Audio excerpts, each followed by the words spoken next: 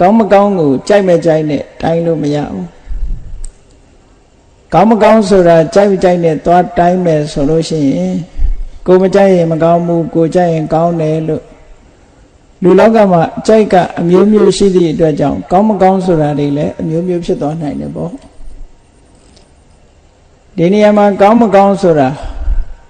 စံတစ်ခုအနေနဲ့သတ်မှတ်ပြီးတော့နားလည်ကြရမယ်မြန်မာစကားထဲမှာကောင်းမှုမကောင်းမှုဆိုတာရဲ့ကောင်းမှုဆိုတာရဲ့ထိသွင်းပြီးတော့ပြောတယ်အဲ့ပြောတဲ့မှာနောက်ထပ်ဆက်ပြီးတော့ပြောတဲ့စကားတစ်ခုကဘာလို့ဆိုရင်မကောင်းမှုအကုသိုလ်ကောင်းမှုကုသိုလ်ဟောဒီလိုပြောကြတယ်ပေါ့မြန်မာလူမျိုးတွေကကုသိုလ်ကောင်းမှုပြုပြီးတဲ့အခါမှာနာမည်တွေဖော်ပြပြီးနောက်ဆုံးမှမိသားစုကောင်းမှုဆိုတာလေးတွေရေးလေးရှိကြတယ်ပေါ့အဲ့တော့ကောင်းမှုဆိုတာဘာတွေကိုရည်ညွှန်းထားတာတုံးဆိုလို့ရှိရင်များသောအားဖြင့်မြန်မာပြည်မှာမြန်မာလူမျိုးတွေသိနေတဲ့ကောင်းမှုဆိုတာလှူဒါန်းတန်းတာကိုရည်ညွှန်းပြီးတော့ကောင်းမှုနဲ့ထိုးကြတယ်ပေါ့ဘုရားတဆောင်ကျောင်းကန်လေးသွားပြီးကြည့်လိုက်ပဲဆိုလို့ရှိရင်ဆိုင်းဘုတ်တွေတွေ့လိုက်မယ်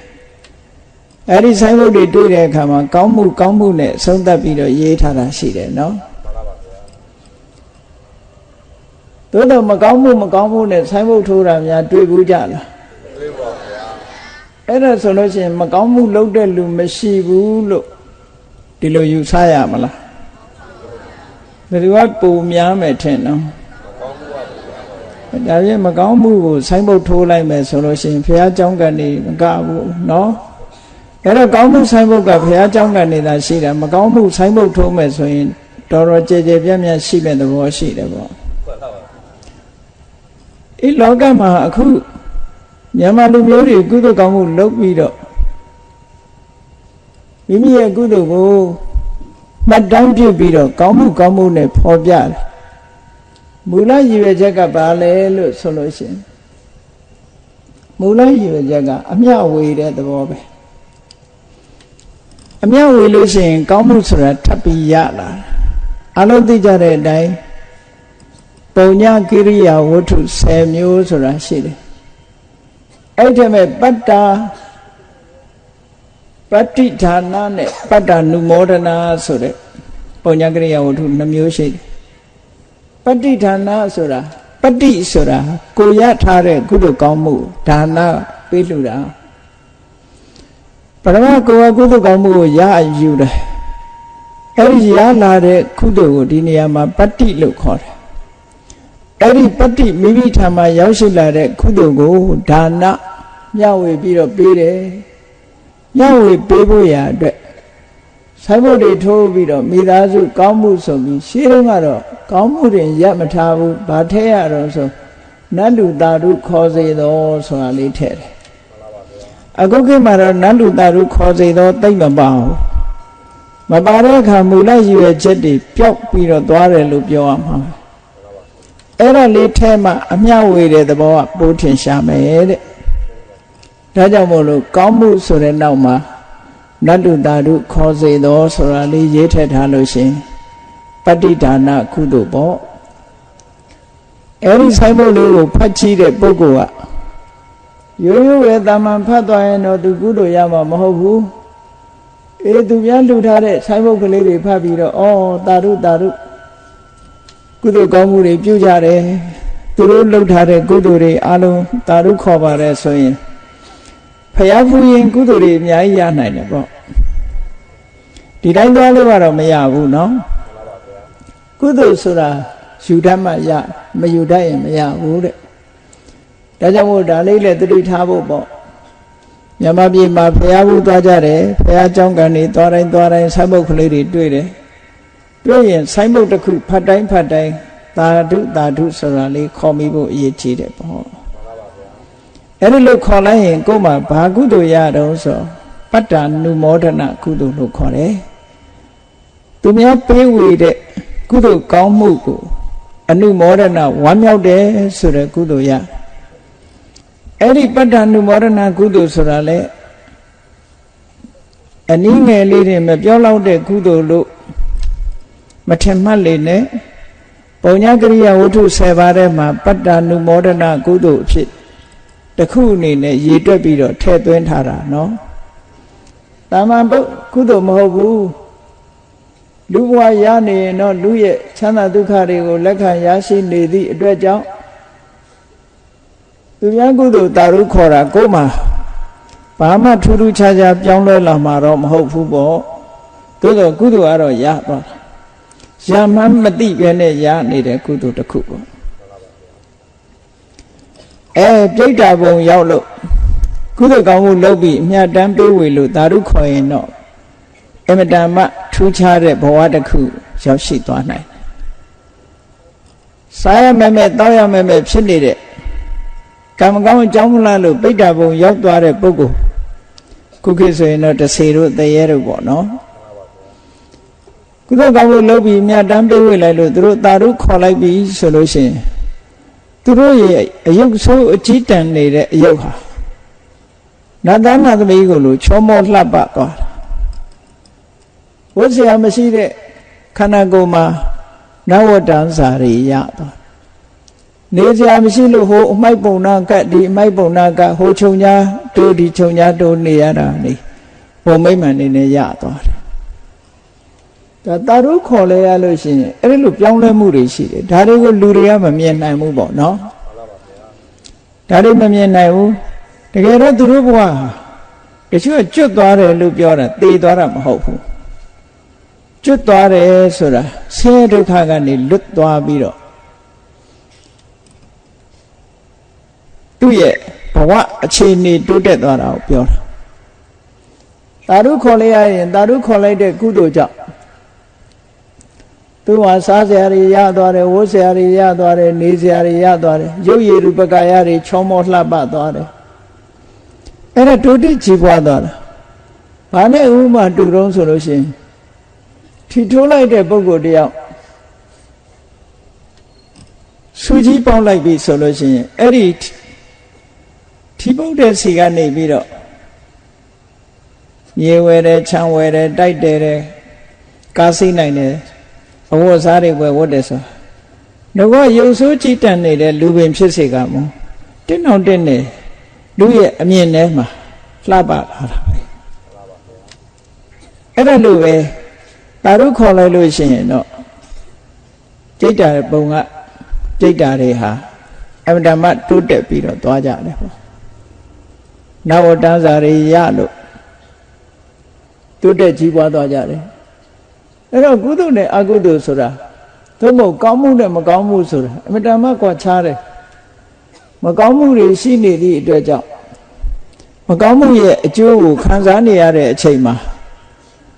ကြိတ်တာဘဝရောက်နေတဲ့ပုဂ္ဂိုလ်တွေဟာစားစရာလည်းမပြည့်စုံဘူးဝတ်စရာလည်းမပြည့်စုံဘူးနေစရာလည်းမရှိဘူးတာရုခေါ်လိုက်လို့ပတ္တနုဘောဓနာကုသိုလ်ပြုခွင့်ရလို့တာရုလည်းဝမ်းမြောက်ဝမ်းသာခေါ်လိုက်ရောခေါ်လိုက်သည့်ချမ်းမဲမှာပဲသူတို့ဘဝကြီးဟာအကြီးကျယ်တိုးတက်ပြောင်းလဲသွားတယ်ချမ်းသာဒုက္ခတွေရသွားတယ်ဒီလိုဆုံးလို့လားနော်ဒါမြတ်စွာဘုရားကိုယ်တိုင်ဟောထားခဲ့တဲ့တိရောကုဋ္ဌသုတ်ဆိုတာကြည့်တိရောကုဋ္ဌသုတ်မှာမြတ်စွာဘုရားကဥပမာနဲ့ဟောထားတယ်ဩနမေဥဒကံဝုဋ္ဌံယထာနေနံပဝတ္တတိဧဝမေဝဣတောဒိဏံပေတနံဥပကပတိကုန်းမြင့်မော်ရွာချလိုက်တဲ့ရေတွေဟာနေရာကိုဒလဟောစီးဆင်းသွားတယ်လို့ပဲတဲ့ဒီအနေကုသိုလ်ကောင်းမှုလုပ်ပြီးတော့ရည်စူးပြီးအမြတ်တမ်းပေးဝေလိုက်လို့ဟိုကတာရုခေါ်လိုက်တာနဲ့တပြိုင်တည်းသူတို့စီကုသိုလ်တွေတလုံးတဝဒီအပြည့်စုံရောက်သွားတယ်လို့ချက်ချင်းရောက်သွားတယ်ဒါကြောင့်မို့လို့ဒီနေ့ဘုန်းကြီးတို့တွေမကောင်းမှုနဲ့ကောင်းမှုကိုရှေးဥစွာမှတ်သားကြရမယ်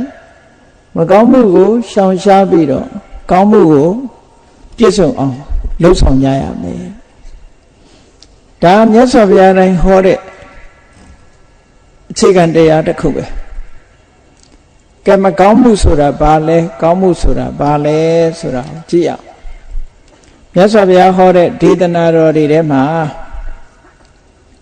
မကောင်းမှုဆိုတဲ့စကားလုံးကို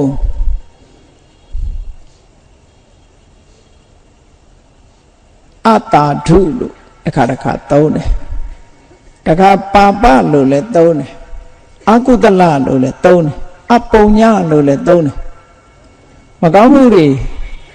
လူလောကမှာဒီစကားလုံးတွေကိုသုံးပြီးတော့မကောင်းကျိုးကိုဖြစ်စေတတ်တဲ့မကောင်းမှုတွေကိုဖော်ပြတယ်ကိုမကြိုက်လို့မကောင်းတာမဟုတ်ဘူးတဘာဝကောမကောင်းတာအဲ့တော့မကောင်းတဲ့အချက်ဆိုတာရှုထောင့်နဲ့ကြည့်ရဘာဖြစ်လို့မကောင်းမှုလို့ပြောရတော့ဆိုတော့ဒေသနာတော်တစ်ခုမှာမြတ်စွာဘုရားဟောထားတယ်နတံကမ္မံကတံတာထုတဲ့ဒီမှုဟာမကောင်းဘူးတဲ့ဘာဖြစ်လို့မကောင်းတော့ဆိုရင်ယံကတ္တဝအနုတ္တပတ္တိလုတ်ပြီးလို့ရှင်စင်စစ်မပြတ်ပူပန်စေတတ်တယ်ဟောကိုလုတ်တဲ့အလုပ်ပေါ်မှာ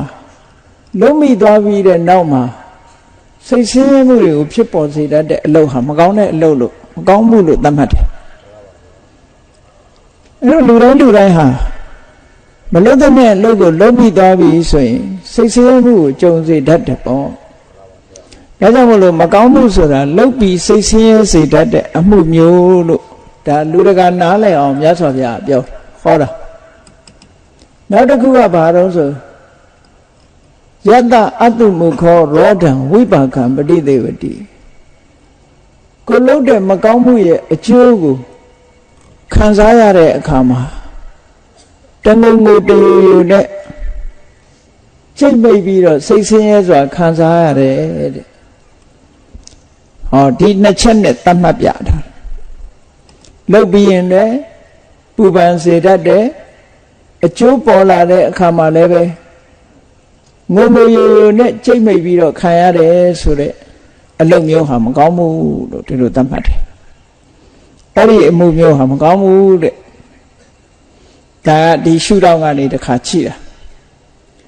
နောက်တစ်ခုပါပဆိုတဲ့ရှုထောင့်ကကြည့်မယ်ဆိုလို့ရှိရင်မကောင်းမှုဆိုတာဘာလဲဒုက္ကတိပါပေတိတိပါပံအဲ့ဒီအလုပ်ကို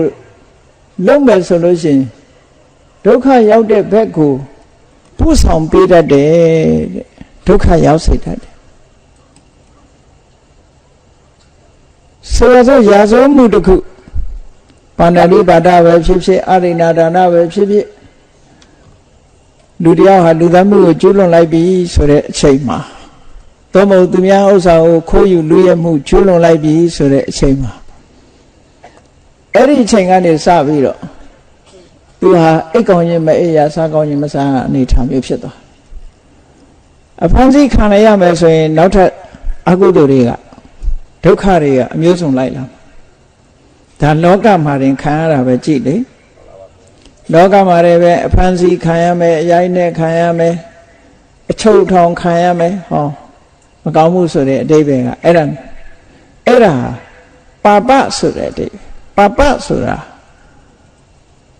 ဒုက္ကတိပါပေတိတိပါပံအဲ့ဒီလိုအခြေအနေစိုးတစ်ခုကိုတွန်းပို့တဲ့အလုပ်မျိုးမှန်သမျှပါပလို့ပြောတာကုသကောင်မှုလုပ်တဲ့ပုဂ္ဂိုလ်ဒီလိုအခြေအနေစိုးကိုရောက်သွားစရာအကြောင်းမရှိဘူးလေအခြေအနေစိုးတစ်ခုရောက်သွားတယ်ဆိုတဲ့ကမဟုတ်တာလုပ်တဲ့မလုပ်တဲ့နာကိုလုပ်လို့ဒီလိုအခြေအနေစိုးတစ်ခုရောက်သွားတာဒါကြောင့်မို့ပါပဆိုတဲ့အဓိပ္ပာယ်ကအခြေအနေစိုးတစ်ခုတွန်းပို့တာဒါဒီဘဝမှာအခြေအနေစိုးတစ်ခုတွန်းပို့လိုက်တယ်လို့နောက်တန်တရားဘဝဒုတိယဘဝမှာဘာတွေပို့နိုင်တော့ဆိုရင်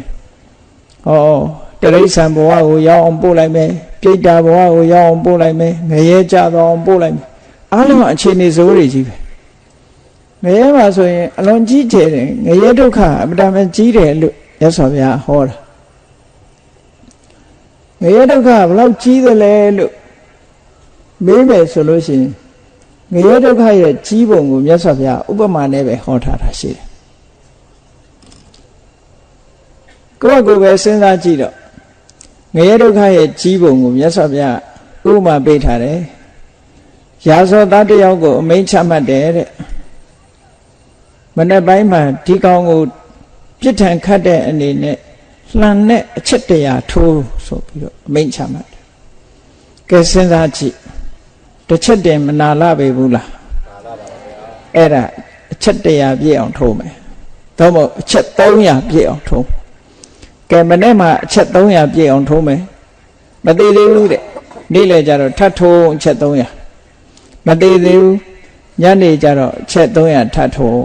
လမ်းနဲ့ထိုးတာနော်အနဲ့ထိုးတာတော့မခံနိုင်ဘူးကြည့်အဲ့ဒီလိုအချက်300နဲ့ဒီလိုအထိုးခံရတဲ့လူရဲ့ဒုက္ခနဲ့ငရဲဒုက္ခနဲ့နှိုင်းရှင်ကြည့်ပါတဲ့အမတမဆင်းရဲဒုက္ခရောက်မယ်အဲ့ဒီလှန်နဲ့အထိုးခံရတဲ့ဒုက္ခတွေပိုကြီးသေးတယ်တဲ့ငရဲဒုက္ခဒီလိုဆိုလိုတာနော်အဲ့တော့ငရဲဆိုတာမရောက်ဘူးတာတော့မဟုတ်ဘူးလူတွေမှာပြောကြတာလေမေ့ပင်အောက်ရောက်ရင်မေ့တယ်ဆိုတာလူတွေမှာမေ့တဲ့သဘောရှိတဲ့အခါကျမမှတ်မိသည့်အတွက်ကြောင့်မေ့သွားလို့ဒီလိုမေ့သွားအောင်ကလည်းပဲအဝိဇ္ဇာကလွှမ်းမိုးတယ်တဏှာနှောင်ကြိုးကနေပြီးတော့ချီနှောင်ထားတယ်အဝိဇ္ဇာကအမှောင်ချပြီးတော့တဏှာရဲ့သွေးဆောင်ဖြာရောက်မှုကြောင့်အဆိုးကိုအကောင်းထင်အဆိုးတွေကိုအကောင်းထင်ပြီးတော့လောကကြီးကိုပြောစရာလို့မြင်လာအောင်မိမိရဲ့တဏ္ဍာမှာရှိတဲ့သဘာဝတရားတွေကလွှမ်းမိုးပြီးတော့ထားတယ်အဲ့တော့ငရဲဒုက္ခဆိုတာအဲ့လောက်ထိအောင်ကြောက်စရာကောင်းတယ်လို့မြတ်စွာဘုရားဥပမာနဲ့ဟောတာ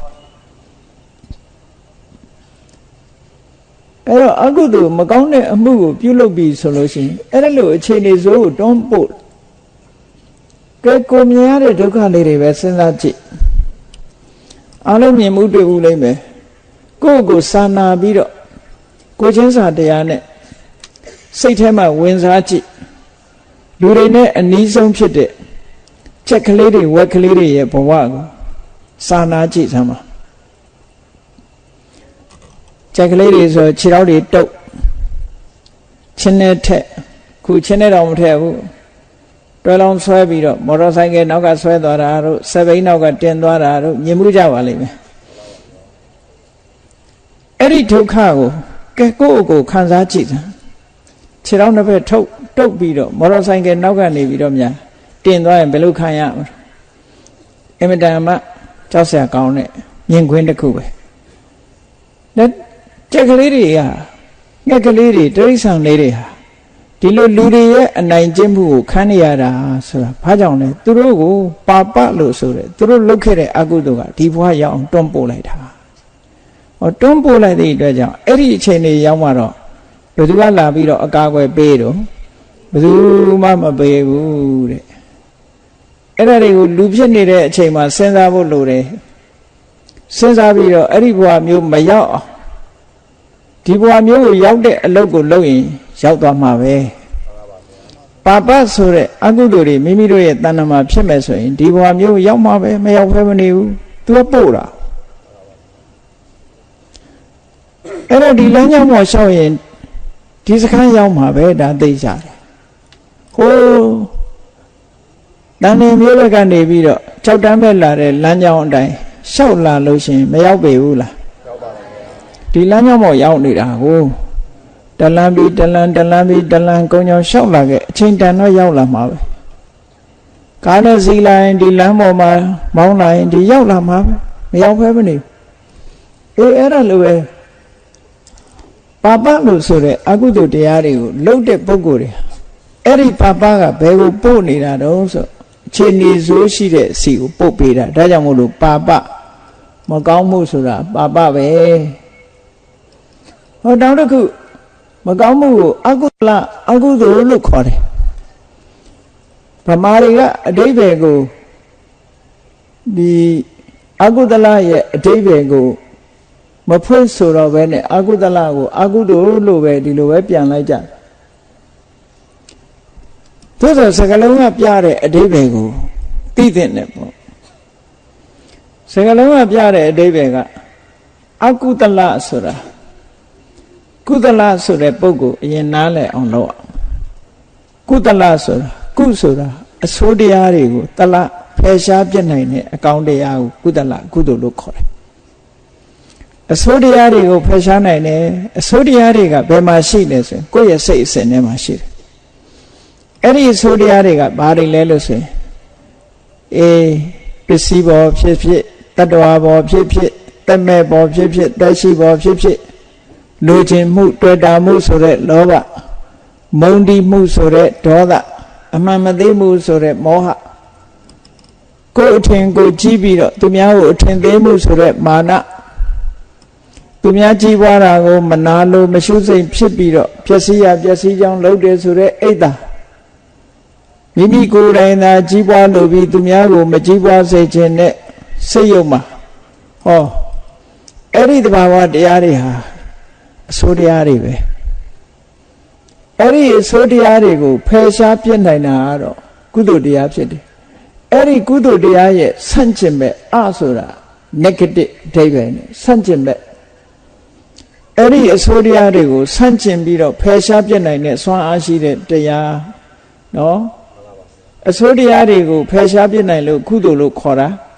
အဲ့ဒီကုသိုလ်ရဲ့ဆန့်ကျင်ဘက်တွေကြတော့အကုသိုလ်လို့ခေါ်တယ်အဲ့တော့အပြန်အားဖြင့်နားလည်ရမှာကကုသိုလ်ကကောင်းကျိုးချမ်းသာတွေကိုပေးတယ်အကုသိုလ်ကြတော့သူနဲ့ဆန့်ကျင်ဘက်ဒုက္ခပေးတယ်လို့ဒီလိုအဓိပ္ပာယ်ရတယ်ပေါ့အဲ့တော့မကောင်းမှုရဲ့တယုတ်တရံဟာမကောင်းမှုကိုပါပလို့လည်းခေါ်တယ်အကုသလလို့လည်းခေါ်တယ်အတာထုလို့လည်းခေါ်တယ်အဲ့ဒါတွေဟာမကောင်းမှုဆိုတာတူတူပဲရှုထောင့်တစ်ခုစီကနေနာမည်ပေးထားတာအဲ့ဒီမကောင်းမှုမျိုးတွေကိုရှောင်နိုင်ရမယ်လို့ဒီလိုမြတ်စွာဘုရားဟောတာအဲ့မှာတုတ်တန်တစ်ခုကမြတ်စွာဘုရားဟောတယ်အကုသလံဘိက္ခဝေပဇေထစိတ္တယံတို့အကုသိုလ်ကိုဖယ်ရှားပြစ်ကြစွန့်ပယ်လိုက်ကြအတုကုသိုလ်ကိုစွန့်ပယ်ခိုင်းတာဆိုတာဘယ်ဟာကိုဖယ်ရှားခိုင်းတာတော့ဆိုရင်ခုနပြောခဲ့တယ်လောဘဆိုတာဖယ်ရှားပြစ်ကြလောဘဆိုတဲ့သဘောတရားဟာလူတွေကတော့ထင်တယ်လူပဲလောဘတော့ရှိမှာပဲလို့ဒီလိုထင်ကောင်းထင်လိုက်သို့တော့လောဘလူကိုဒုက္ခပေးနိုင်တယ်ကိုယ်ပစ္စည်းကိုလိုချင်တယ်ကိုမိသားစုကိုတန်ရောစဉ်ဖြစ်တယ်အဲ့ဒီလောဘကဘယ်လိုမကောင်းကျိုးပေးတော့ဆိုလို့ရှိရင်လောဘရှိတဲ့အတွက်ဘာဖြစ်ရတော့ဆိုစိတ်ပူရတယ်ပေါ့တောကဆိုတဲ့အကျိုးကိုထုတ်လုပ်တယ်တွေ့တာမှုရှိတဲ့နေရာမှာတောကဆိုတာလာတာလေကိုမတွေ့တဲ့နေရာဆိုဘယ်သူမှမပူဘူးကိုမသိတဲ့လူအတွက်များပူတာရှိသေးလားရှိပါဗျာကိုပစ္စည်းကိုမိသားစုကိုယ်တိုင်ဆိုလို့ရှိရင်လူတွေကစိတ်ပူကြတယ်လေကိုယ်လည်းစိတ်ပူတာပဲတစုံတစ်ခုဖြစ်တော့မယ်ဆိုရင်မဟုတ်တာဖြစ်တော့မယ်မဖြစ်ချင်တာဖြစ်တော့မယ်ဆိုစိတ်ပူတယ်ဖြစ်သွားရင်လည်းစိတ်ပူတယ်မိသားစုတွေကမဟုတ်တာဖြစ်မယ်တစုံတစ်ခုယောဂဖြစ်မယ်ဆိုစိတ်ပူတယ်အလုံးဟာအခြေအနေကောင်းနေမှာမကောင်းရင်စိတ်ပူစရာတွေဖြစ်တာသို့တော့ကိုမသိတဲ့လူတွေအတွက်စိတ်ပူတာဆိုတာမရှိဘူးလေကိုမပိုင်တဲ့ပစ္စည်းဥစ္စာအတွက်လည်းစိတ်ပူတာမရှိဘူးကိုပိုင်တာဆိုလို့ရှိရင်တဲပုတ်ကလေးပဲဖြစ်ဖြစ်စိတ်ပူမှာပဲကိုမပိုင်ဘူးဆိုရင်တိုက်ကြီးအတွက်လည်းစိတ်မပူဘူးဘာဖြစ်လို့တော့ဆိုလောဘရှိတဲ့နေရာမှာတောကဆိုတာလာတာတဲ့တဏှာရှိမှတောကဆိုတာလာတာတဏှာမရှိရင်တောကမလာဘူးအဲ့ဒီကလေးကလောဘရှိတာကောင်းလားမကောင်းလားတဏှာရှိတာကောင်းလားမကောင်းလားဆိုဒီဘဝနဲ့မကောင်းဘူးဆိုတာထင်ရှားတယ်လေအနည်းဆုံးစိတ်ပူစေတယ်အဲ့ဒီလောဘဟာမိပြလို့ပဲမထိန်ချုပ်ဘူးဆိုလို့ရှိရင်ကိုယ်ပစ္စည်းလိုချင်တဲ့လောဘကနေပြီးတော့သူများပစ္စည်းပါလိုချင်တဲ့လောဘဖြစ်လာအဲ့ဒီခါကျရင်ရာဇဝမှုကိုကျူးလွန်တယ်ရာဇဝမှုတစ်ခုကျူးလွန်လာပြီဆိုရင်ပို့ပြီးတော့ဆိုးရတဲ့အခြေအနေတစ်ခုဖန်တီးသွားနိုင်တယ်ပေါ့ဒါကြောင့်မို့လို့ခုနကတာမန်အခြေအနေကတောကကိုဖြစ်ပွားစေပြီးတော့အမှန်တရားပြင်းထန်လာလို့ရှိရင်တော့သူများပစ္စည်းကိုယ်ပစ္စည်းဖြစ်အောင်လုပ်မှုဆိုတာနဲ့ခိုးမှုတွေလူရဲမှုတွေတိုက်ခိုက်မှုတွေလောကမှာဖြစ်ပေါ်နေတာလောဘရဲ့လက်သည်တွေပဲမဟုတ်လားသူ့ရဲ့လက်ချက်တွေလေလောဘမရှိဘူးဆိုရင်ဒီလူတွေကလူရဲတိုက်ခိုက်တယ်ဆိုတာလုပ်ပါမလားမလုပ်ဘူးဒါကြောင့်မို့လို့လောကမှာရာဇဝမှုတွေဖြစ်နေတာဆိုတာဒီလောဘကြောင့်ဖြစ်တာတွေအများကြီးပဲပေါ့ နောက်တစ်ခုကြည့်အောင်မလားဒေါသဆိုတာလေအစိုးတရားတစ်ခုပဲဒေါသရှိရင်စိတ်ချမ်းသာမှုစိတ်အေးမြမှုဟာစိတ်ဆိုးလိုက်တာနဲ့တပြိုင်နက်ဆုံးရှုံးသွားအကြာကြီးစောင့်စရာမလိုဘူးအခုစိတ်ဆိုးအခုစိတ်ချမ်းသာမှုဟာဆုံးရှုံးသွား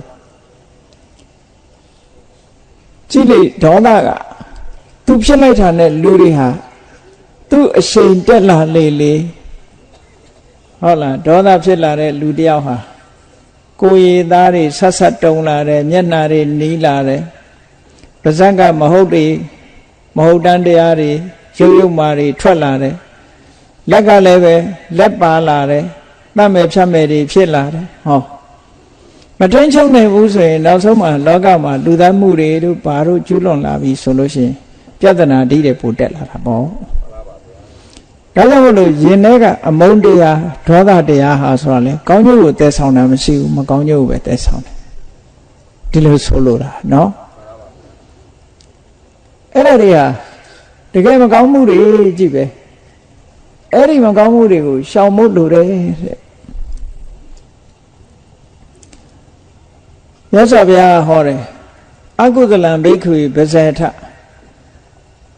ကောင်းကျိုးချမ်းသာမပေးတဲ့ဆင်းရဲဒုက္ခကိုဖြစ်ပေါ်စေတတ်တဲ့အကုသိုလ်တရားတွေကိုစွန့်ပယ်လိုက်ကြတဲ့ဒါပြန်စွန့်ပယ်လို့ရသလားလို့ဆိုရတယ်စွန့်ပယ်လို့ရတယ်စွန့်ပယ်လို့ရလို့အဘုရားကစွန့်ပယ်ကြလို့ဟောတာတဲ့မရရင်မဟောဘူးတဲ့ဟုတ်တာပေါ့လောဘဆိုတာလည်းဖယ်လို့ရတာပဲဒေါသဆိုတာဖယ်လို့ရဘာဖြစ်လို့လဲဆိုတော့လောဘဆိုတာစိတ်ထဲမှာဖြစ်ပေါ်လာတဲ့အညစ်အကြေးတစ်ခုပဲစိတ်ကိုဖယ်ရမှာမဟုတ်ဘူးလောဘကိုဖယ်ရမှာဆိုတော့အဝတ်တိတ်ကလေးအဝတ်ဖြူဖြူလေးဝတ်ထားတယ်အဲ့ဒီအဝတ်ဖြူဖြူလေးပေါ်မှာအမဲဆက်ကလေးတစ်ခုကျလာပြီဆိုလို့ရှိရင်အဲ့ဒီအမဲဆက်ကအဝတ်ဟုတ်ကလားဟုတ်ပါဘူးဗျာအဝတ်ပေါ်ရောက်လာတဲ့အမဲဆက်ကလေးကိုဆပ်ပြာတို့ရေတို့နဲ့တိုက်ချွတ်ပြီးတော့ဆေးကြောလိုက်မယ်ဆိုရင်ပျောက်မသွားဘူးလားထို့တူပဲလူရဲ့စိတ်ထဲမှာလောဘဆိုတာအမဲဆက်ကလေးပဲဒေါသဆိုတာအမဲဆက်ကလေးပဲမောဟဆိုတာအမဲဆက်ပဲအညစ်အကြေးတွေသူတို့ဖယ်လို့ရတယ်တဲ့ဒါကြောင့်မို့ဖယ်လို့ဖြစ်နိုင်တဲ့အရာဖြစ်လို့မြတ်စွာဘုရားကအကုသိုလ်တွေကိုပယ်စွန့်ညာလို့ဒီလိုဟောတာဘာဖြစ်လို့စွန့်ခိုင်းတာလဲလို့ဆိုလို့ရှိရင်အဲ့ဒီအကုသိုလ်ရှိနေလို့ရှိတတ္တဝါတွေမှာမကောင်းတဲ့အခြေအနေတွေဆင်းရဲဒုက္ခတွေဖြစ်ပေါ်လာနိုင်တယ်မကောင်းတဲ့အခြေအနေရဲ့ဆင်းရဲဒုက္ခမကောင်းတဲ့အခြေအနေကိုအာဟိတလို့ခေါ်တယ်ဆင်းရဲဒုက္ခကိုဒုက္ခလို့သုံးတယ်အာဟိတာယဒုက္ခယတံဝတ္တတိအဲ့ဒီမကောင်းမှုတွေမိမိတဏ္ဍာမှာဖြစ်လာပြီးအကုသိုလ်တရားတွေမိမိတဏ္ဍာမှာလွှမ်းမိုးလာပြီးဆိုလို့ရှိရင်အာဟိတအခြေအနေကောင်းတွေလက်လွတ်ဆုံးရှုံးသွားမယ်အခြေအနေကောင်းဆိုတာကောင်းတဲ့စိတ်တွေဖြစ်ပေါ်လာဖို့မရှိတော့ဘူးမကောင်းတဲ့စိတ်တွေကြီးပဲဖြစ်ပေါ်လာနိုင်တယ်အဲ့ဒါကောင်းတဲ့စိတ်တွေကြီးပဲဖြစ်ပေါ်လာနိုင်တာကိုအခြေကောင်းအခြေအနေကောင်းကောင်းတဲ့စိတ်တွေကိုမဖြစ်ပေါ်စေနိုင်တော့ဘူးမကောင်းတာတွေကြီးပဲဖြစ်လာပြီဆိုရင်ဒါအခြေအနေမကောင်းဘူးလောကလူတွေကပြောကြတယ်လေလူမမာတယောက်ယောဂပြင်းထန်လာလို့ရှိရင်ဘယ်လိုပြောကြလဲအခြေအနေမကောင်းဘူးလို့ပြောကြတယ်ဟုတ်ကဲ့လားဘယ်ကိစ္စပဲဖြစ်ဖြစ်ဒီကောင်းတဲ့ဘက်ကိုဥလှည့်မလာဘူးမကောင်းတဲ့ဘက်ကိုဥလှည့်ပြီးဆိုလို့ရှိရင်ဟေးအခြေအနေမကောင်းဘူးအခြေအနေမကောင်းဘူးနဲ့ပြောကြတယ်လေအဲ့ဒါလိုပဲမိမိတဏ္ဍာမှာလောဘတွေလွှမ်းမိုးနေရင်ဒေါသတွေလွှမ်းမိုးနေရင်မောဟတွေလွှမ်းမိုးနေအကုသိုလ်တွေလွှမ်းမိုးထားရင်အခြေအနေမကောင်းဘူးလို့ပဲပြောရမယ်အခြေအနေမကောင်းဘူးစိတ်ထဲကလောဘဒေါသမောဟတွေဖြစ်လာပြီဆိုလို့ရှိရင် तू ပြောမဲ့စကားတွေဟာအကောင်းထွက်ပါမလားလုံးမဲ့အလုပ်တွေကရောအကျိုးပြုတဲ့အလုပ်တွေဖြစ်ပါမလားဒါကြောင့်လို့အခြေအနေမကောင်းဘူးလို့ပြောတာအဲ့ဒါကိုအဟိတလို့ခေါ်တယ်အဲ့ဒီအဟိတအခြေအနေမကောင်းသည့်အတွက်ကြောင့်ဆင်းရဲတဲ့အကျိုးတရားတွေဟာထင်ထင်ရှားရှားပေါ်လာနိုင်တယ်တဲ့ဒါကြောင့်မို့မြတ်စွာဘုရားအကုသိုလ်ကိုဖယ်ရှားခိုင်းတာ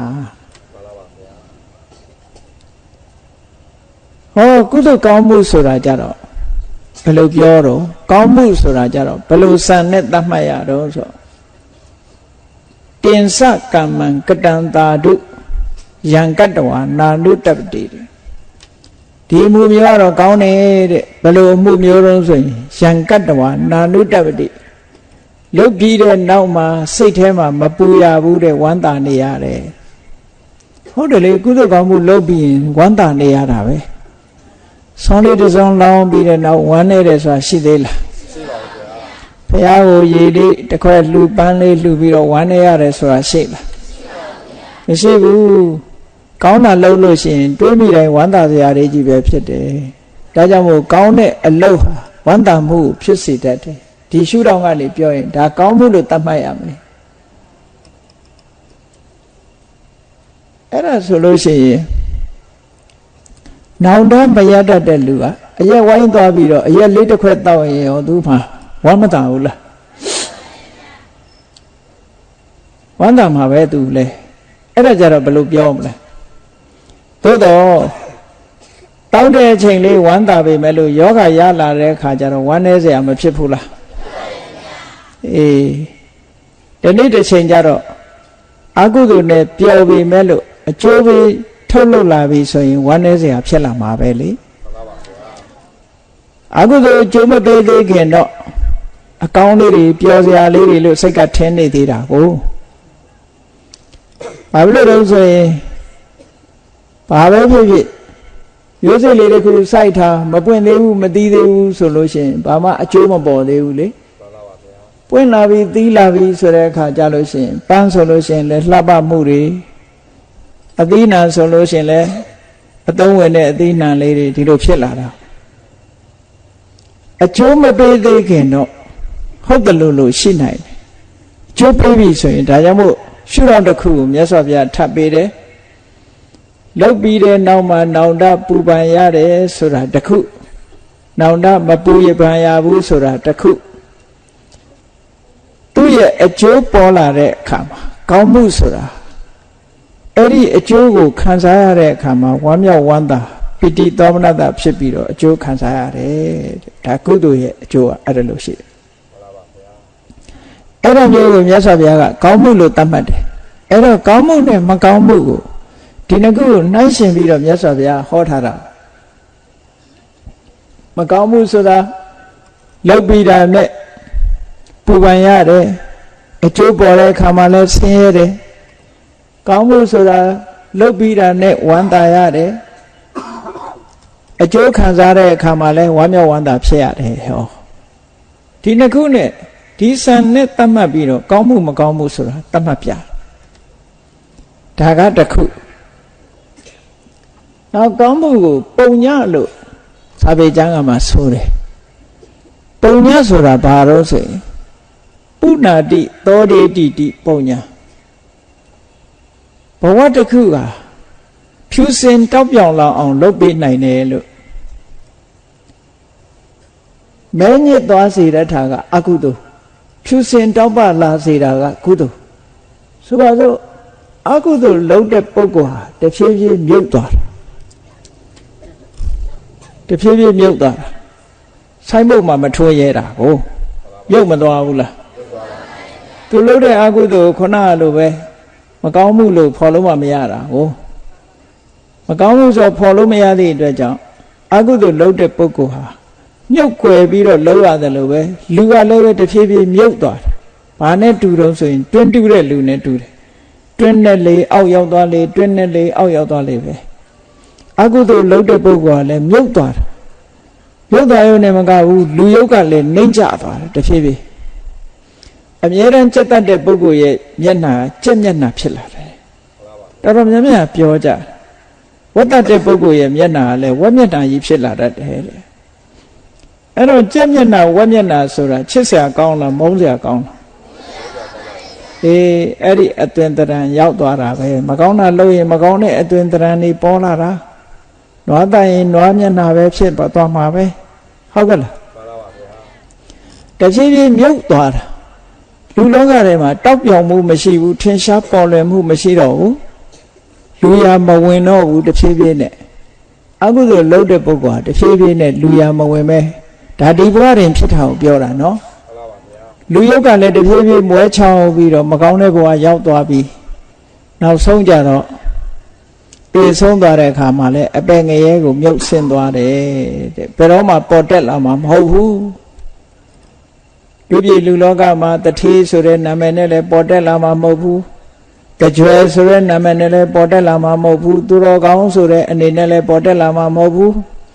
ဘုရားယဟန္တာဖြစ်ပြီးတော့လည်းပေါ်တက်လာမှာမဟုတ်ဘူးဆုံးဆုံးမြုပ်သွားမှာပဲဟုတ်ကဲ့လားအေးဒါကြောင့်မို့လို့ပုံညဆိုတဲ့ကုသိုလ်ကောင်းမှုကြတော့အဲ့လိုမဟုတ်ဘူးတဲ့ကုသိုလ်ကောင်းမှုလုပ်တဲ့ပုဂ္ဂိုလ်ဟာရုပ်ရည်ပကားရာကလည်းတိုးတက်လာတယ်တိုးတက်လာရင်မကဘူးအမည်နာမကလည်းပဲထင်ရှားလာတယ်ပေါ်လွင်လာတယ်ကောင်းတာလုပ်တဲ့ပုဂ္ဂိုလ်တွေဟာအမည်နာမလည်းထင်ရှားပေါ်လွင်လာပြီးတော့လူရည်ရုပ်ကလည်းပို့ပြီးတော့တိုးတက်လာတယ်ဟောကုသိုလ်ကောင်းမှုတွေကြောင့်နောက်ဘဝရောက်တဲ့အခါကျတော့ဘုံမိမ္မာကြီးတွေနဲ့ဒီလိုနေရတယ်လူဖြစ်တဲ့အခါမှာလည်းအစင်တန်းမြင့်တဲ့လူဖြစ်တယ်လူချမ်းသာကြီးတွေဖြစ်တယ်နတ်ဖြစ်တော့လည်းပဲတကိုးရှိတဲ့နတ်ဖြစ်တယ်ဗြဟ္မာဖြစ်တော့လည်းအလွန်ထက်တန်းကြတဲ့ဗြဟ္မာဖြစ်တယ်ဘယ်ရောက်သူကသူ့ရဲ့ကုသိုလ်အရှိန်ကြောင့်သူကတောက်ပြောင်နေတာပဲအမြဲတမ်းအဲ့ဒါကိုဆိုလို့တဲ့ပုံညဆိုတာအဲ့လိုတောက်ပြောင်တဲ့ဘဝကို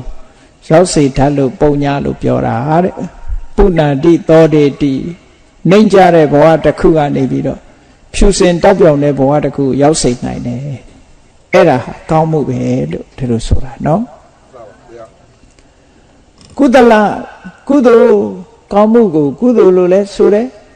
အဲ့ဒါကုသလဆိုတဲ့အဓိပ္ပာယ်ကတော့ခုနပြောခဲ့ပြီးသားတည်းမှာကုဆိုတာအဆိုးတရားတွေအကုသိုလ်တွေကိုတလဖယ်ရှားပြစ်နိုင်တဲ့စွမ်းရည်တတ္တိရှိတယ်ဘယ်လိုဖယ်ရှားတာတော့ဆိုလို့ရှိရင်လောဘကိုအလောဘကဖယ်ရှားပြစ်နိုင်တယ်ဒေါသကိုအဒေါသကဖယ်ရှားပြစ်နိုင်တယ်မောဟကိုအမောဟကဖယ်ရှားပြစ်တယ်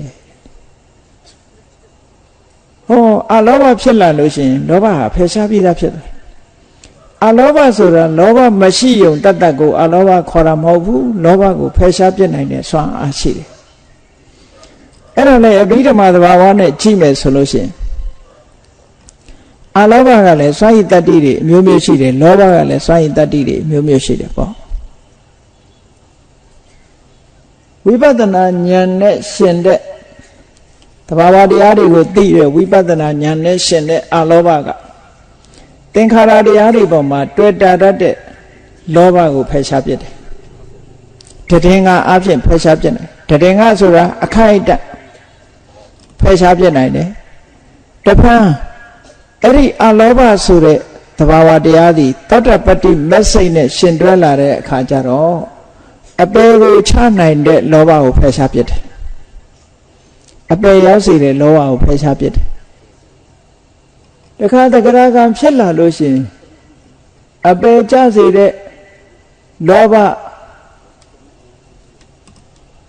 ပြင်းထန်လာတဲ့လောဘအဖြစ်နဲသွားအောင်အားပြော့စေတယ်ကြံတဲ့အပေမကျစေနိုင်တဲ့လောဘကိုတောင်မဲ့ထပ်ပြီးတော့အားပြော့သွားစေတယ်အနာဂါမိမနဲ့ရှင်တဲ့အလောဘကြတော့ကာမဂုဏ်အာယုန်တွေကိုတတ်မှတ်တဲ့လောဘကာမဘုံတွေမှာတွေ့တာမှုဆိုတဲ့လောဘအဲ့ဒါတွေကိုဖယ်ရှားပြစ်နိုင်တယ်တခါအရတ္တမနဲ့ရှင်တွဲလာတဲ့အလောဘကြတော့လောဘမှန်သမျှအကုန်လုံးတခုမကြအောင်ဖယ်ရှားပြစ်နိုင်တယ်လို့ဟောဒီလိုအဆင့်ဆင့်ဖယ်ရှားသွားတာလို့ဒီလိုမှတ်ရအောင်အဲ့လိုတစ်ဆင့်ဆင့်ဖယ်ရှားသွားတာအဲ့ဒါကြောင့်မို့လို့ကုသလကုသိုလ်ဆိုတာအဆိုးတရားတွေကိုဖယ်ရှားနိုင်တာသူ့ဟာနဲ့သူဖယ်ရှားသွားတယ်အမောင်ကိုဘာနဲ့ဖယ်ရှားတာတော့ဆိုအလင်းနဲ့ဖယ်ရှားတာလေအမောင်ကိုအလင်းနဲ့ဖယ်ရှားတယ်လို့ပဲအလောဘလောဘကိုအလောဘနဲ့ဖယ်ရှားမယ်ထို့တူပဲဒေါသကိုဒေါသဆိုတဲ့အဆိုးတရားကိုအဒေါသဆိုတဲ့ကုသိုလ်နဲ့ဖယ်ရှားရမယ်အဲ့ဒီမှာလည်းစဉ်းစားကြည့်ဒီအဒေါသကလည်းအစဉ်စဉ်ရှိတယ်မေတ္တာလို့ခေါ်တဲ့အဒေါသရှိတယ်နောက်ဝိပဿနာကျင့်စဉ်တစ်ခုကိုကျင့်လို့သ သင်္ခါရတွေပေါ်မှာမုန်းတီးခြင်းဆိုတာကင်းတယ်နောက်သောတာပတ္တိမတ်နဲ့ရှင်တွဲလာတဲ့အာရောဓရှိတယ်တဂရဂါမိမတ်နဲ့ရှင်တွဲလာတဲ့အာရောဓရှိတယ်အနာဂါမိမတ်နဲ့ရှင်တွဲလာတဲ့အာရောဓရှိတယ်အရဟတမတ်နဲ့ရှင်တွဲလာတဲ့အာရောဓရှိတယ်မေတ္တာလို့ဆိုတဲ့မေတ္တာနဲ့ရှင်တွဲလာတဲ့အာရောဓကြတော့ကြည့်တာမန်အမုန်းတရားတွေကိုဖယ်ရှားပြစ်လာနိုင်ဝိပဿနာဉာဏ်နဲ့ရှင်တွဲလာတဲ့အာရောဓကြတော့သင်္ခါရတရားတွေပေါ်မှာစိတ်တူခြင်းမုန်းတီးခြင်းဆိုတဲ့အထာဏကောပလိုဟာမျိုးအဲ့ဒါမျိုးကိုဖယ်ရှားပြစ်နိုင်တယ်သောတာပတ္တိမတ်နဲ့ရှင်တွဲလာတဲ့အာရောဓကအပေကိုကြစေတတ်တဲ့ဒေါသကိုဖယ်ရှားပြစ်တယ်တခါတခါမိမဲ့ကြတော့ဒေါသကိုအပြော့သွားစေတယ်အနာဂါမိမဲ့ကြတော့လုံးဝအနာဂါမိမဲ့နဲ့ရှင်တဲ့အာရောဓကြတော့ဒေါသမှန်သမျှကိုလုံးဝဖယ်ရှားပြစ်လိုက်တယ်အရဟတမေကြတော့ထပ်မှန်ပြီးတော့ဖယ်ရှားစရာမရှိဘူးနော်တဂရဂါမိအနာဂါမိမဲ့ဖယ်ရှားလိုက်တာနဲ့ဒေါသဆိုတာဟာအဲ့ဒီမှာတင်အဆက်ပြတ်သွားတယ်လုံးဝကင်းရှင်းသွားပြီအရဟတမေဖြစ်တယ်ဆိုကင်းတဲ့ပိုကင်းသွားပြီပေါ့ပို့ပြီးတော့ဒေါသတွေရှင်းတဲ့ရှင်းသွားပြီအငွေ့အသက်တောင်မကြအောင်ဖယ်ရှားလိုက်နိုင်တယ်လို့ဒီလိုဆိုတာတခါမောဟဆိုတဲ့ဒီအစိုးတရားကိုအမောဟဆိုတဲ့ကုသိုလ်တရားကဖယ်ရှားတယ်အစင်းစင်ပဲဖယ်ရှားတာပဲတာမန်အခုလိုတရားနာလို့သိလာတဲ့အသိလေးကဘယ်လိုအသိတုံးဆိုကုသိုလ်မှန်သိတယ်အကုသိုလ်မှန်သိတယ်ကောင်းမှုမှန်သိတယ်မကောင်းမှုမှန်သိတယ်ဆိုတဲ့အမောဟဆိုတဲ့အသိဉာဏ်လေးဟာနော်မသိဘူးဆိုတဲ့မောဟကိုဖယ်ရှားလိုက်တယ်သိတာနဲ့မသိတာကြောချင်းကပ်နေတာလေအခုသိလိုက်တာနဲ့တပြိုင်တည်းမသိတာပျောက်မသွားဘူးလားအေးကောင်းမှုမကောင်းမှုကိုသိလာတယ်ကုသိုလ်အကုသိုလ်ကိုသိလာတယ်ဟောသိလိုက်တာဟာမသိတာကိုအခုချိန်မှာဖယ်ရှားပြီးသားဖြစ်သွားတယ်တခါဝိပဿနာဉာဏ်နဲ့ရှင်တဲ့အမောဟအသိဉာဏ်ကြတော့ဘာတွေကိုဖယ်ရှားတော့ဆိုသင်္ခါရတရားဆိုတဲ့ယုတ်တရားနံတရားတွေဟာမမြဲပါလားဆိုတာသိလာတယ်ဖြစ်ပြီးရင်ပြတ်သွားတယ်ဆိုတဲ့သဘောတွေကိုမြင်လာတယ်ဖြစ်ပြီးပြတ်သွားမှုတွေကအမြဲတမ်းအနှောက်အယှက်ပေးနေလို့ဒုက္ခဆိုတာမြင်လာတယ်မိမိရဲ့အလိုဆန္ဒအတိုင်းဘာတစ်ခုမှမဖြစ်ဘူးဆိုတာမြင်လာတယ်ဟောအနိစ္စဒုက္ခအနတ္တဆိုတဲ့သဘောတရားတွေကိုမြင်လာပြီဆိုလို့ရှင်အဲ့ဒီအနိစ္စဒုက္ခအနတ္တတွေအရင်ကမမြင်ခဲ့တာဝိပဿနာဉာဏ်နဲ့ရှင်တဲ့အမောဟကမမြင်အောင်ကာကွယ်ထားတဲ့မောဟတွေကိုဖယ်ရှားလိုက်တာပဲလေသူကတခါသောတာပတ္တိမေနဲ့ရှင်းလာတဲ့အမောဟအသိဉာဏ်ကြတော့ဘာတွေကိုဖယ်ရှားတော့ဆိုတော့အပေကိုကြစေတတ်တဲ့အကြောင်းနဲ့အကျိုးအကောင်းဆိုးကိုမသိတတ်တဲ့မောဟလုံးဝဖယ်ရှားပြလိုက်တယ်အကြောင်းအကျိုးအကောင်းဆိုးမသိဘူးမှားရတဲ့အယူလားမှန်တဲ့အယူလားဆိုတာမသိတဲ့မောဟကိုဖယ်ရှားလိုက်တယ်တန်တရားကိုဖြစ်စေတတ်တဲ့မောဟကိုလည်းဖယ်ရှားလိုက်တယ်တဂရဂါမိမဲ့နဲ့ရှင်းလာတဲ့အမောဟကတော့မောဟမှန်သမျှကိုအားပြော့စေတယ်အနာဂါမိမဲ့နဲ့ရှင်းတဲ့အမောဟကကာမရာဂဗျာပါဒနဲ့ပတ်သက်ပြီးတော့ဖြစ်ပေါ်လာတဲ့မောဟတရားတွေကိုထပ်မံပြီးတော့ဖယ်ရှားပစ်တယ်အရဟတမေနဲ့ရှင်တဲ့အမောဟကတော့မောဟမှန်သမျှအလုံးကိုဖယ်ရှားပြလိုက်တယ်အမှန်တရားကိုဖုံးကွယ်နေတဲ့မောဟမှန်သမျှအဝိဇ္ဇာမှန်သမျှဟာအရဟတမေနဲ့ရှင်းလိုက်တာအလုံးကုန်သွားတယ်ဟောလို့အစစ်စစ်ကုသိုလ်တရားတွေအကုသိုလ်တရားကိုဖယ်ရှားပြနိုင်တယ်ဒါကြောင့်မို့လို့ရသော်ဘုရားကကုသလံဘိက္ခဝေဘာဝေထจิตายานတို့ကုသိုလ်ကိုမိမိတဏ္ဍာမှာဖြစ်စေကြတိုးပွားအောင်လုပ်ကြလို့ဒီလိုဟောတာဘာဝိထဆိုတာဖြစ်စေတာရဲ့တိုးအောင်လုပ်တာဒီနှစ်ခုယူပါကိုယ်တဏ္ဍာမှာအာလောဘမဖြစ်သေးဘူးဆိုရင်ဖြစ်အောင်လုပ်ရမယ်အာဒေါသမဖြစ်သေးဘူးဆိုရင်ဖြစ်အောင်လုပ်ရမယ်အာမောဟမဖြစ်သေးဘူးဆိုရင်ဖြစ်အောင်လုပ်ရမယ် ဖြစ်လာပြီးလို့ရှိရင်ဖြစ်ရုံနဲ့မကျင်နိုင်ရဘူးတိုးအောင်ကြိုးစားရအောင်အရှိန်နေကောင်းတဲ့ကောင်းလောက်ဆိုပါစို့တာမန်အလောဘတစ်ခုကနေပြီးတော့ဝိပဿနာဉာဏ်နဲ့ရှင်းလာတဲ့အလောဘဖြစ်အောင်တိုးတက်အောင်မြင့်တင်ပေးရဝိပဿနာဉာဏ်နဲ့ရှင်းတဲ့အလောဘကိုသောတာပတိမေနဲ့ရှင်းတဲ့အလောဘမျိုးဖြစ်လာအောင်မြင့်တင်ပေးရတဂရဂါမိမေနဲ့ရှင်းတဲ့အလောဘမျိုးဖြစ်အောင်အနာဂါမိမေနဲ့ရှင်တဲ့အလောဘမျိုးဖြစ်အောင်အရဟတမေနဲ့ရှင်တဲ့အလောဘမျိုးဖြစ်အောင်မြင့်တင်ပေးသွားတာအဲ့ဒါကိုဘာဝနာလို့ခေါ်တာပဲဒါကြောင့်မို့မြတ်စွာဘုရားကုသလံဘိက္ခွေဘာဝေထจิตသားယဟန်တို့ကုသိုလ်ကို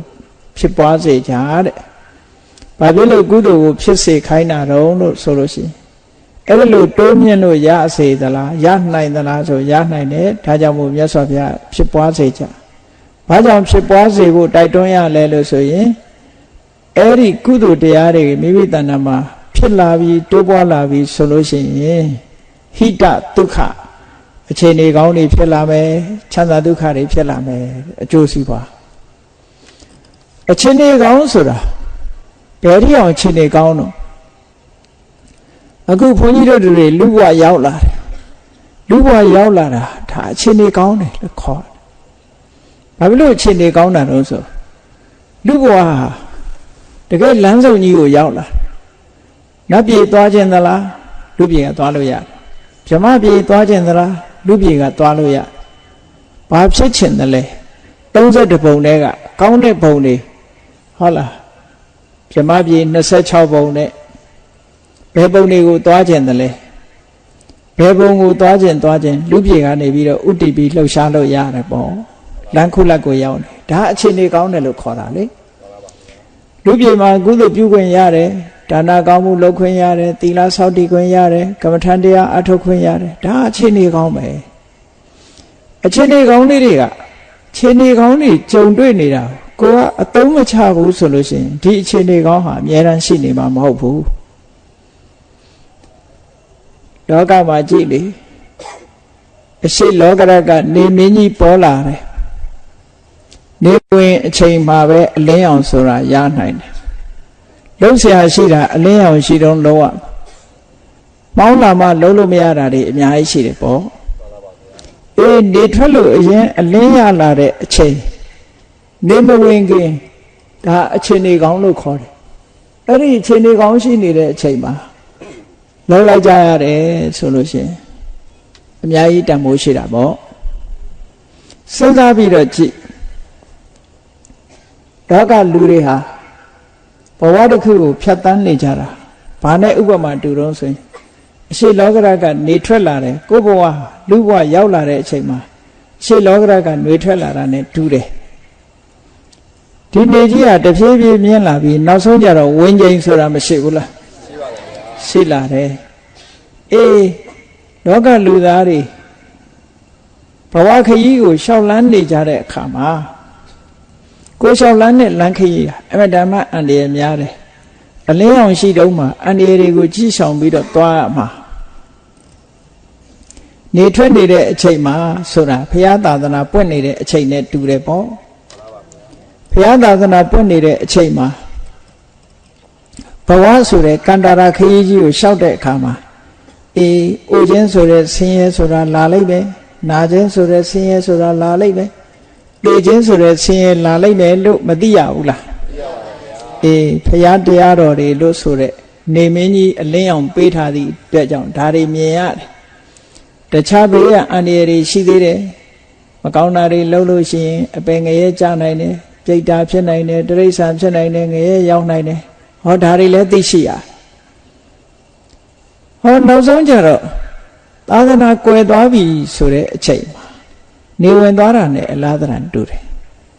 ခရီးကလည်းမဆုံးသေးဘူးနေရာလည်းဝင်သွားပြီဘာမှလည်းမမြင်ရတော့ဘူးလမ်းတောင်မှပဲချောင်းရှိသလားကျင်းရှိသလားဆူရှိသလားခလုတ်ရှိသလားဆိုမမြင်ရဘူးနေကလည်းဝင်နေပြီသွားရမယ့်ခရီးကလည်းအဝေးကြီးကြံသေးတယ်တန်တရာခရီးဆိုတာအဝေးကြီးပဲသွားကြရအောင်ပဲနေဝင်တော့ကနေရှိတော့ကဘုရားသာသနာတော်နဲ့ကြုံတွေ့တဲ့အခါမှာဒီခရီးကိုပေါက်အောင်မလျှောက်ခဲ့ဘူးအမတ်တမဲ့နဲ့ကုန်းလာ နေဝင်ချိန်မှာလည်းခရီးရှည်ကြီးသွားရမယ်ဆိုတဲ့လူတယောက်ရဲ့ဘဝအခြေအနေကိုဆင်ញင်သုံးသပ်ကြည့်စမ်းပါဘလောက်ဆိုးရင်စရာကောင်းတယ်လေပေါ့အဲ့တော့တန်တရားထဲမှာလည်းဘုန်းကြီးတို့တွေဟာရလာတဲ့လူဘဝလေးမှာအချိန်တိုင်းနဲ့ဘုရားသာသနာပွင့်ပြီးတော့အလင်းအောင်ရှိနေတဲ့အချိန်မှာအချိန်ပိုင်းနဲ့လှုပ်တဲ့လှုပ်ထိုက်တာတွေကိုလုံးဝမလုပ်ဘူးဆိုလို့ရှိရင်အလုပ်တွေအများကြီးကြံပြီးတော့သာသနာလဲကွယ်တော့မယ်ဆိုတဲ့အချိန်မှာအမှောင်ကြီးတန်းတော့မဲ့အချိန်မှာရှေ့ကိုခီးဆက်ဖို့ဆိုတာအလွန်တရာခက်တယ်ပေါ့အေးဒါကြောင့်မို့လို့ဘုရားသာသနာတော်နဲ့ကြုံတဲ့အချိန်မှာအတိအကျများများရအောင်အချိန်ရှိခိုက်လုံးလဆိုင်ပြီးကြိုးစားအထောက်ကြရမှာဒါကြောင့်မို့ရှေးဥစွာကောင်းမှုကိုဆိုတာကိုသိအောင်ကြိုးစားရမယ်မကောင်းမှုဆိုတာသိအောင်ကြိုးစားရမယ်ကောင်းမှုဆိုတာပါမကောင်းမှုဆိုတာပါကုသိုလ်ဆိုတာပါအကုသိုလ်ဆိုတာပါအဲ့ဒါတွေကိုသိအောင်လုပ်ဖို့အမှန်တမ်းအရေးကြီးတယ်အဲ့ဒါလို့သိတာကိုပဲတမ္မာဒိဋ္ဌိဉာဏ်လို့ခေါ်တယ်ပထမအဆင့်ဒါတမ္မာဒိဋ္ဌိဉာဏ်အဲ့ဒီမှာကုသိုလ်ဆိုတဲ့တရားဟာဘယ်ထိအောင်ရအောင်လုပ်ရမှာလဲလို့ဆိုလို့ရှိရင်ကောင်းမှုဆိုတဲ့ကုသိုလ်တရားဟာ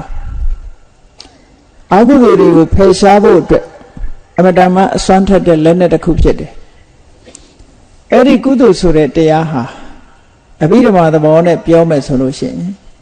အခြေခံအနေနဲ့မဟာကုသိုလ်စိတ်၈ခုဆိုတာရှိတယ်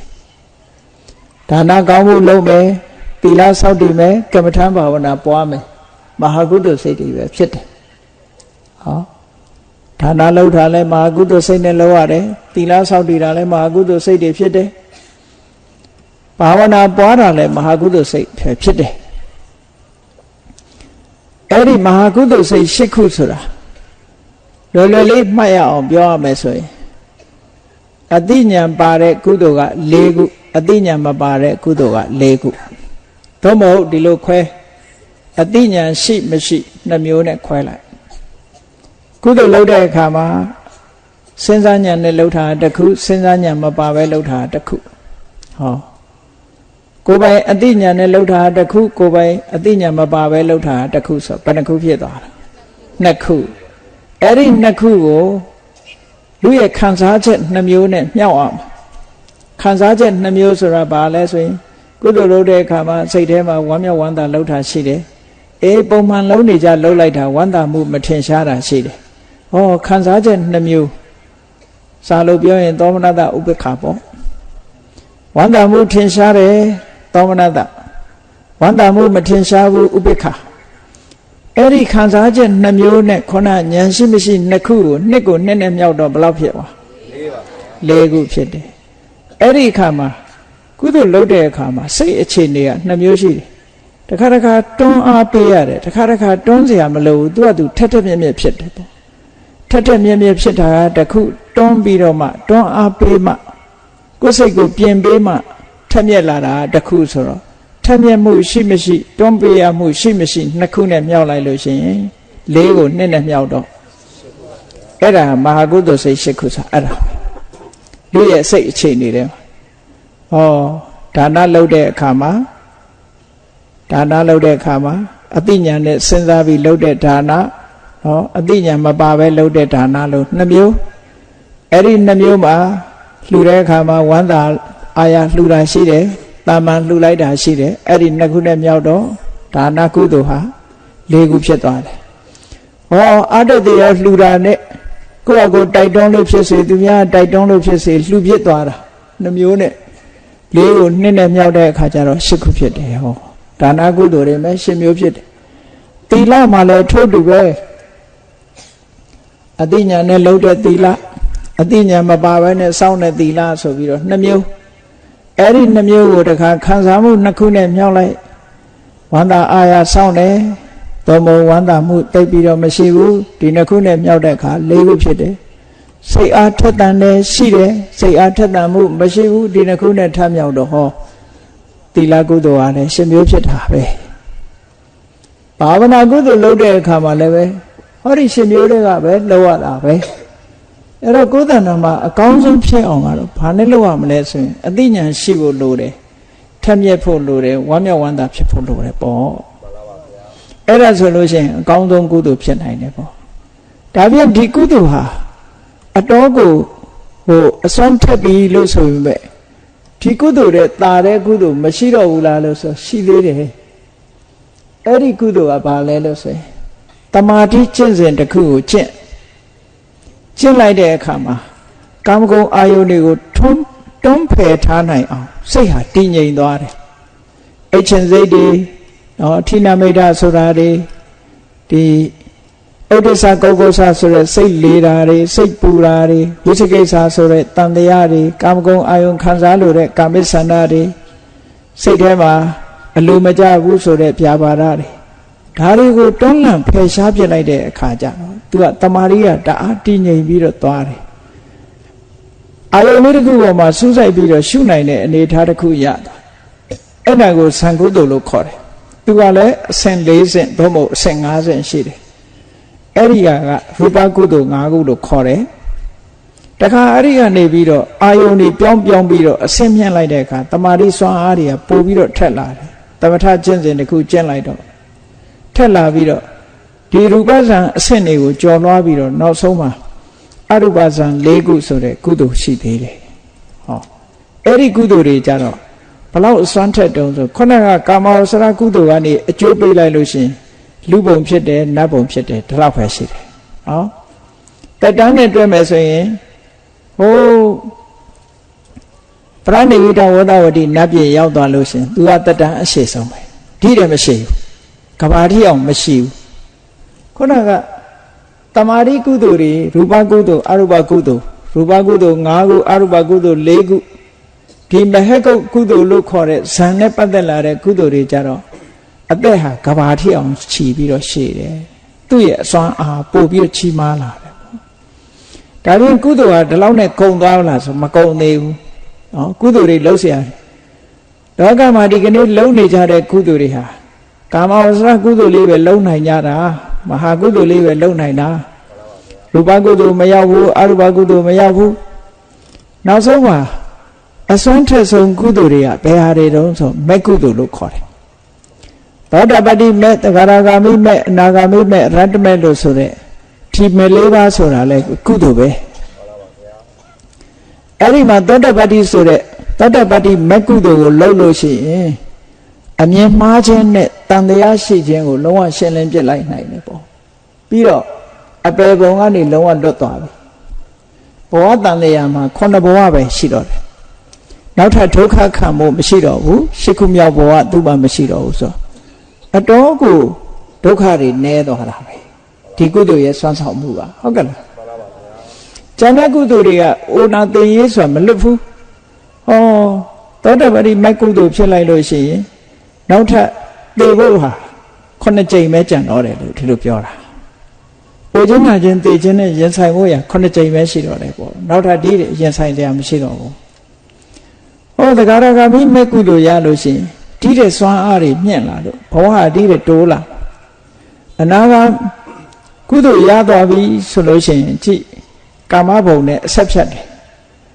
ငရဲတို့တိရစ္ဆာန်တို့ပြိတ္တာတို့မဆိုထားပြီလူဘုံတို့ဟုတ်လားနတ်ဘုံတို့နဲ့ပါအဆက်ဖြတ်ပြီးတော့ဟိုးတက်တန်းရှိတယ်ပြမဘုံလေးအဲ့ဒီပြမဘုံတောင်မှပဲအလွန်စင်ကြယ်တဲ့သုဒ္ဓဝါဒဘုံဆိုတာမျိုးနဲ့ပဲသူကအတော်အဆင့်မြင့်တဲ့ဘုံတွေမှာရောက်သွားအရတ္တမေဖြစ်လိုက်တာနဲ့တပြိုင်နက်ကြည့်30ဘုံလုံးနဲ့အကုန်လုံးဆက်ပြတ်သွားကိလေသာတွေအလုံးချုပ်ငြိမ်းသွားတယ်လောကမြတ်ကံတွေဟာဘဝတစ်ခုကိုထူထောင်ဖို့ရမဖြစ်နိုင်တော့ဘူးအဲ့ဒီအရတ္တမေကုသိုလ်ဆိုတာအဆင့်အမြင့်ဆုံးပဲကုသိုလ်ပဲတဲ့မြတ်စွာဘုရားကကုသလံဘိက္ခွေဘာဝေထจิตာယဟန်တို့ကုသိုလ်ကောင်းမှု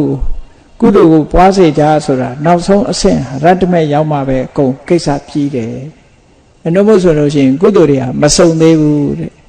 ဘုန်းကြီးတို့တွေကုသိုလ်လို့ပြောပြီးလုပ်နေကြတာမဟာကုသိုလ်၈ခုပဲလုပ်နေကြတာအာလုံးကုသိုလ်ဟာ21မျိုးရှိတယ်ပေါ့မကောင်းမှုဆိုတာအကုသိုလ်12ခုရှိတယ်ကောင်းမှုဆိုတာကကုသိုလ်21ရှိတယ်အဲ့ဒီ21ကိုပြည့်စုံအောင်လုပ်ပြီးတော့နောက်ဆုံးအရတ္တမေဆိုတဲ့ကုသိုလ်ရမှသာလျှင်အဆိုးတရားတွေအလုံးကိုဖယ်ရှားနိုင်လို့ဘဝမှာကြုံတွေ့ရမယ့်ဒုက္ခတွေအလုံးချုပ်ငြိမ်းမှာဖြစ်တယ်ဆိုတာကို သဘောပေါက်နားလည်ပြီးတော့တို့တွေဟာလှုပ်ရှားတွေအများကြီးရှိသေးတယ်တန်တရားခရီးလျှောက်လန်းတဲ့အခါမှာဘုရားသာသနာဆိုတဲ့နေမင်းကြီးထွန်းလင်းနေတဲ့အချိန်သာလင်ကုသိုလ်ဆိုတာသိခွင့်ရတယ်အကုသိုလ်ဆိုတာသိခွင့်ရတယ်ကောင်းမှုမကောင်းမှုကိုခွဲခြားသိခွင့်ရတယ်ကောင်းမှုမကောင်းမှုကိုလည်းကြိုးစားလှုပ်ဆောင်ခွင့်ရတယ်လို့အချိန်ရှိခိုက်လုံးလဆိုင်ဖို့ရာတို့ရဲ့တာဝန်ဖြစ်တယ်လို့ကိုစီသဘောကျပြီးတော့မကောင်းမှုမှန်သမျှကိုရှောင်ရှားကောင်းမှုမှန်သမျှကိုဆောင်ထားကြပြီးနောက်ဆုံးမှာအရတ္တမေကုသိုလ်ကိုအရာယူကဒုက္ခခသိမ်ချုပ်ငြိမ်းရမှမြတ်နိဗ္ဗာန်သို့လင်းမြန်စောစွာကိုယ်စီကိုယ်ငါမျက်မှောက်ပြုနိုင်ကြပါစေ